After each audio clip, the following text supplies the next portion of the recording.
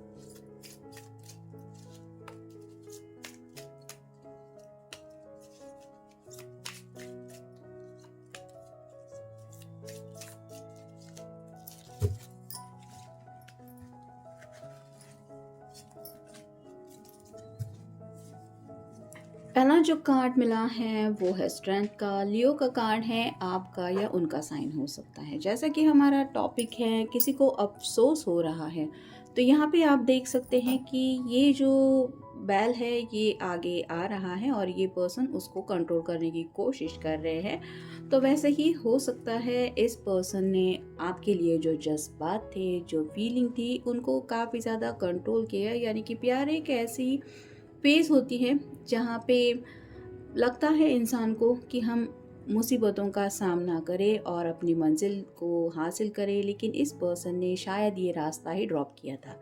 यानी कि हो सकता है किसी किसी ने बैकआउट करते हुए, मुसीबतों को देखते हुए, नहीं चलो कोई बात नहीं, हम इजी वे से चलेंगे। यानी कि अगर सब कुछ सॉर्ट आउट हो रहा है, कुछ प्रॉब्लम्स नहीं आएंगे तो ही आगे बढ़ेंगे, नहीं तो अलग अलग राहें। तो वैसे शायद इस पर्सन ने भी मुसीबतों का सामना करने से कुछ हिचकिचाहट दिखाई थी, जिस बात का इनको अफसोस हो रहा है, क्योंकि इन्होंने जो रास्ता चुना शायद इनके लिए वो सही नहीं है, ये अब वो महसूस कर रहे हैं।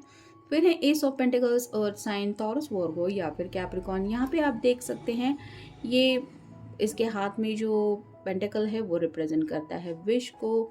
तो इस पर्सन की जो दिल की ख्वाहिश थी उसके ऊपर शायद उन्होंने फोकस ही नहीं किया। यानी कि हर कोई चाहता है कि अपने दिल की मर्जी के मुताबिक हम जिंदगी में कुछ फैसले ले, लेकिन उसके लिए दिल की बातें सुननी पड़ती है। लेकिन शायद इस पर्सन ने अपने दिल की ख्वाहिशें सुनने की बजाय हो सकता है किसी और की ख्वाहिशों को प्रिपेयर किया, इम्पोर्टेंस दिए, जैसे कि घर वाले क्या चाहते हैं, या फिर उनकी मर्ज़ी से कुछ ऑप्शन चूज़ करने की शायद कोशिश की, जिसकी वजह से ये अनहैप्पी है राइट ना। और इसी वजह से उनको अफसोस हो रहा है कि ये मैंने क्या कर दिया। फिर है ace of cups, water sign, Cancer, Scorpio या फिर पाइसिस।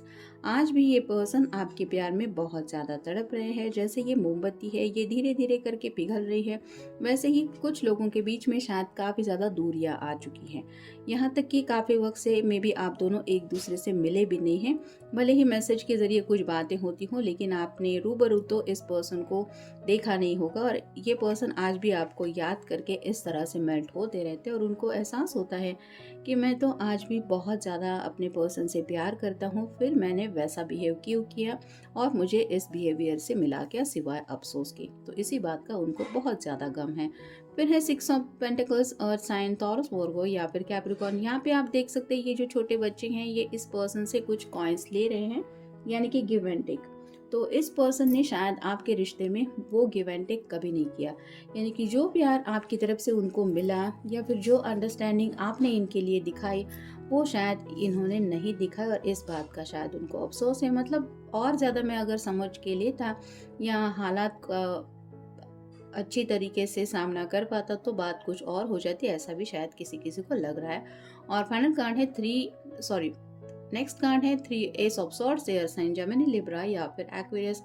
तो यहाँ पे भी देख सकते हैं आप, कम्युनिकेशन शायद बिल्कुल भी नहीं हो रहा है, क्योंकि ये जो सॉर्ड का नुकीला सिरा है वो नीचे की तरफ है। ये पर्सन ऑलमोस्ट हर्मिट मोड में है, क्योंकि यहाँ पे भी चांद दिखाई दे रहा है। तो 3 एसेस आए हैं, एस ऑफ पेंटिकल्स भी आया है, एस ऑफ कप्स भी आया है और एस ऑफ सॉर्ड भी आया है। तो इस पर्सन ने अपने दिल की बात नहीं सुनी, इस बात का इनको अफसोस है।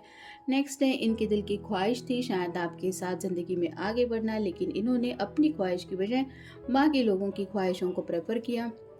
और साथ ही साथ ये जो सॉर्ड रिप्रेजेंट करती कम्युनिकेशन को, तो इनके सामने ये ऑप्शन था कि ये अपनी ज़िंदगी की बातें घर वालों के सामने रखे या फिर अपने दिल के जज्बा दूसरे पर्सन को बता पाए, लेकिन इन्होंने वो भी नहीं किया। इन्होंने साइलेंट मोड अपना लिया, यानी कि अगर इनके घर वालों ने भी पूछा था कि क्या तुम किसी के साथ शादी करना चाहते हो या फिर तुम्हारी ज़िंदगी में कोई है, तो इन्होंने सिवाय खामोशी के कुछ नहीं किया। और आज जब बात आ रही है ज़िंदगी के फैसलों को लेके, तो इन्हें इन जनरल अफसोस हो रहा है अपने ही किए के ऊपर। और फाइनल कार्ड है द हीरोफेंट। यहाँ पे तो बात चल रही है कि ये कोई बुजुर्ग इंसान है जिससे ये पर्सन हेल्प लेने की कोशिश कर रहा है।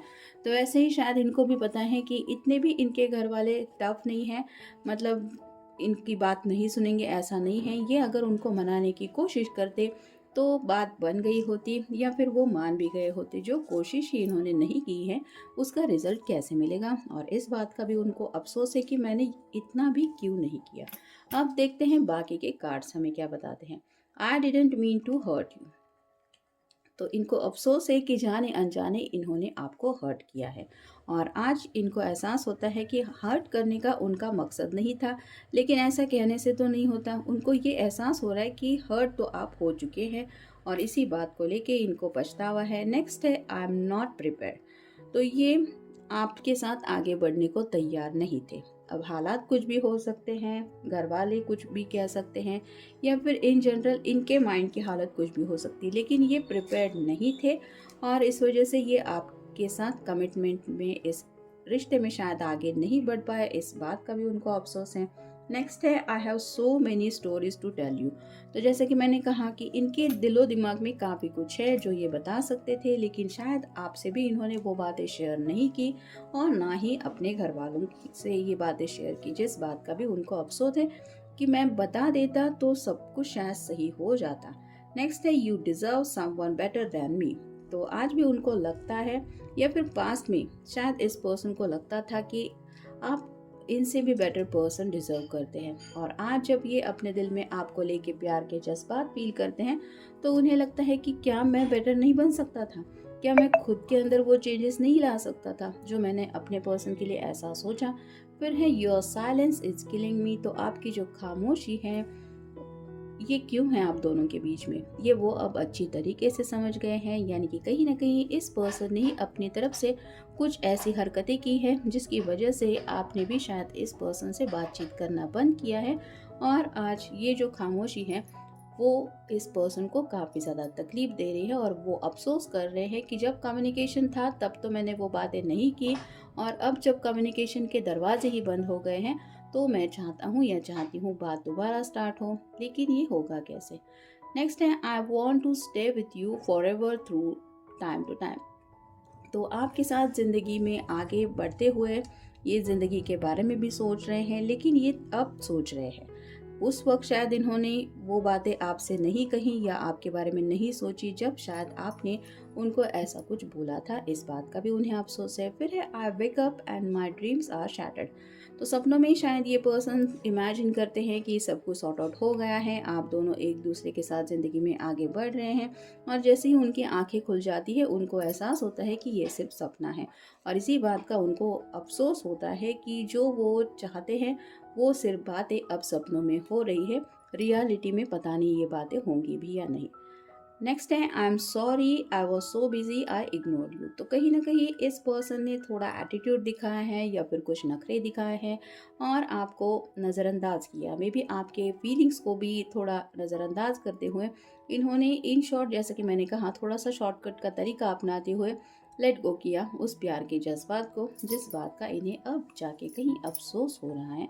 और फाइनल कार्ड है you are my last love last everything. तो अब इस पर्सन को लगता है कि आप ही उनके आखिरी प्यार है, आपके अलावा और कुछ भी नहीं है चाहते ज़िंदगी में आखिरी दम तक।